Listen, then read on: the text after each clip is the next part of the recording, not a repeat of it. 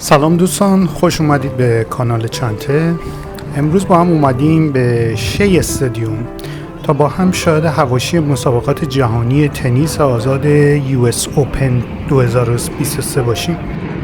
این ویدیو توجه زیادی به مسابقات نداره و فقط در برگیرنده حال و هوای محیط و برخی غرفه‌های جانبی این مسابقات خواهد بود.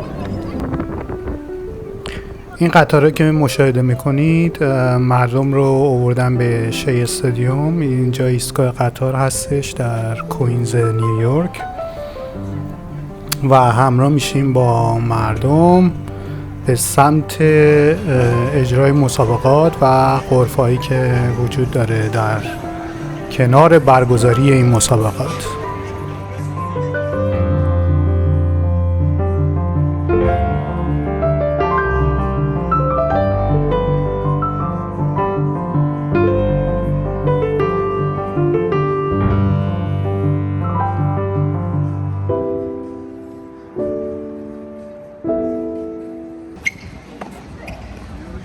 این هم تصاویری هست از گوشه مسابقات که در قسمت ابتدایی مسابقات هست و هنوز رده‌بندی انجام نگرفته.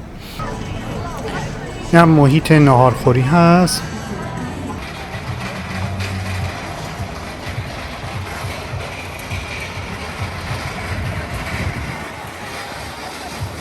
و اونجا هم قسمتی هست که مراسم برگزار میشه و موسیقی اینا اجرا میشه.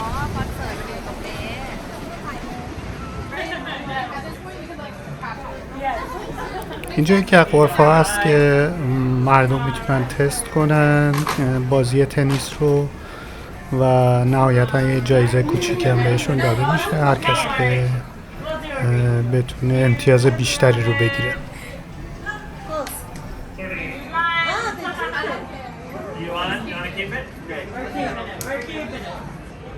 Alright, perfect. So scooch a little to your right. Yeah, perfect. Right there is the spot. You're right.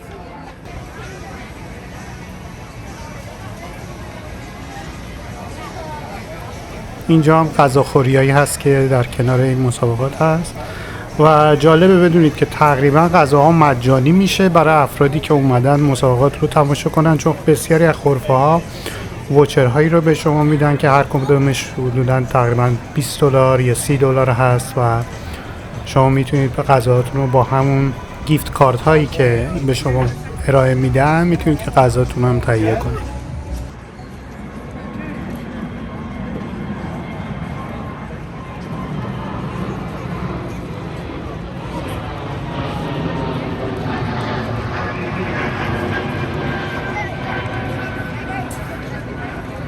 اینجا هم صف‌هایی هست که برای غرفه‌های مختلف. اینجا مثلا میتونید عکس بندازید که افراد با این چوبای تنیس بزرگ عکس میندازن، عکس یادگاری از US Open میگیرن. این غرفه مربوط به چیس بانک هستش.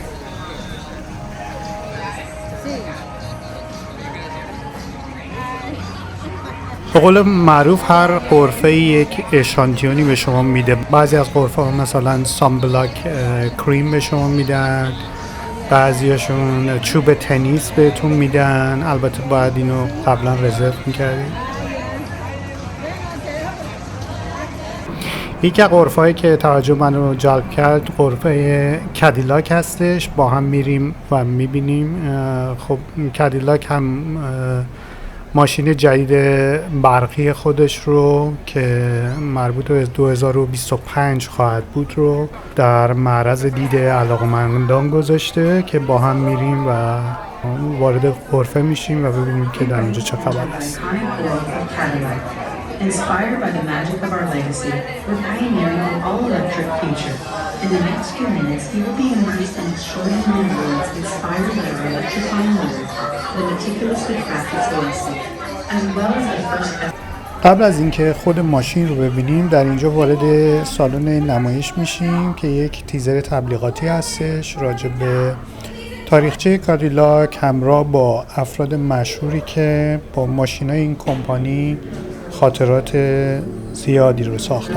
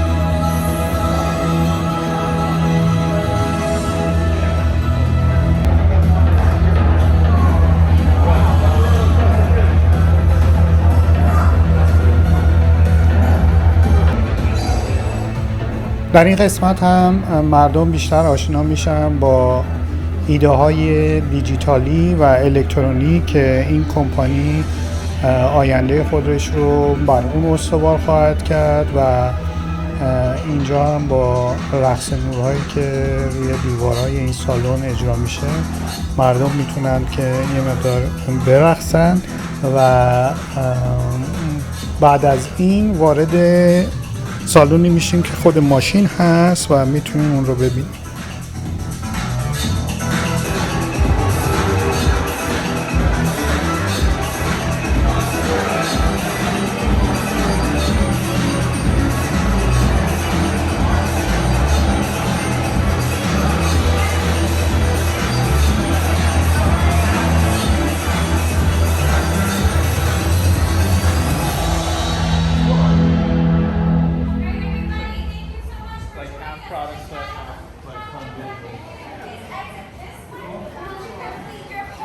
Registration survey and receive your gift card. Go ahead, keep going down a little bit more. Thank you guys. Thank you guys. Come on, enjoy. Excellent dancing. Thank you. خب دوستان این کادیلاک اسکالید IQ هستش که ماشین بسیار بزرگ و قشنگ و زیبایی هستش. من کلا به صورت شخصی از ماشینای آلمانی خیلی خوشم میاد، اونا رو خیلی ترجیح میدم، ولی ماشینای آمریکایی در قسمت کلاس SUV واقعا دیگه هیچ رقیبی ندارن و این مدل کادیلاک که تماما برقی است میتونم بگم که از بنز و BMW بسیار بهتر و زیباتر هستش و اینو باید حضوری خودتون ببینید و عظمت این ماشین رو باید از نزدیک ببینید، بزرگی و زیباییش رو.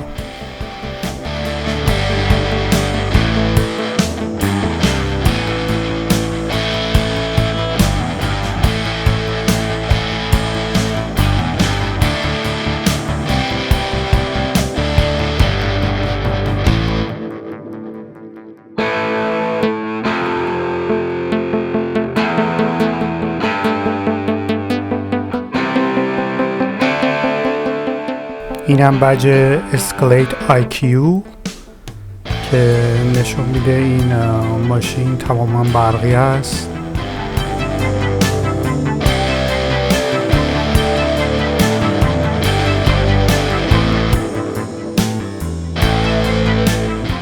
و اینم یه رخ زیبا از فرانت این ماشین، جلوی این ماشین بسیار عظمت داره و خیلی خوب طراحی شده.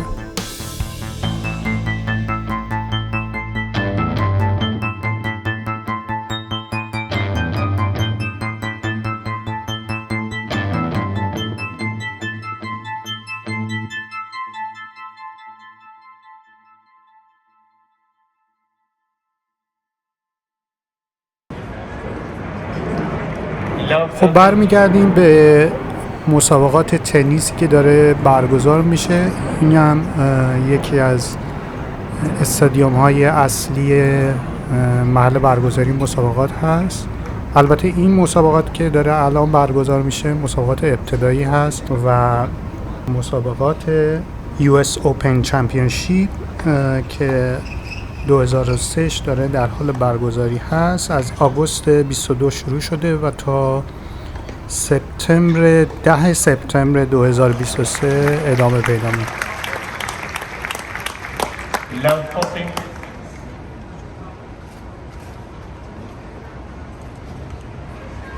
قبل از اینکه استودیوم رو ترک کنیم یک قسمتی در اینجا هست که تقدیر شده از تمامی قهرمانان و نام‌های بزرگی که در تنیس، ورزش تنیس وجود داشته و تندیس اون را روی دیوارهای اینجا نقش بسته شده و یکی از بزرگترین قهرمانان این رشته آقای آندره آقاسی هستش که یک رگ ایرانی دارن و یکی از افرادی هستن که به شدت ازشون تقدیر شده در این رشته و موفقیت‌های خیلی زیادی رو دارن و قهرمان بودن چندین سال در رشته تنیس.